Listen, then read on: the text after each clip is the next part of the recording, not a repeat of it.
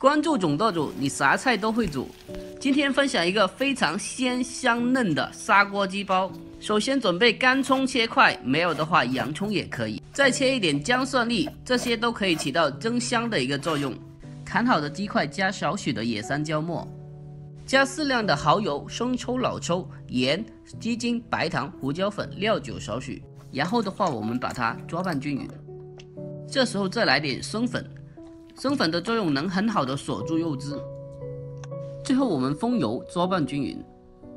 热锅加少许的油，锅热之后放入鸡肉，中小火给它慢慢煎成金黄色。我的主页有200多道美食做法，想学做菜的可以双击收藏起来。煎至一面金黄色之后，我们再翻煎另一面。这时候的鸡块还没有完全的熟透，但是已经非常的香了。然后我们盛出备用。这时候砂锅热锅下油，先下入姜块，把姜块爆出香味之后，再下蒜粒和洋葱。因为这3种食材的成熟度不同，所以要依次的放入。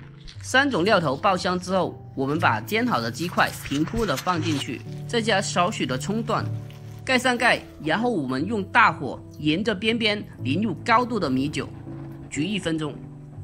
让所有的食材和调料在蒸汽的作用下充分的融合，一道非常简单、好吃、一看就会的砂锅鸡翅就完成了。喜欢的可以双击收藏，我们下期再见。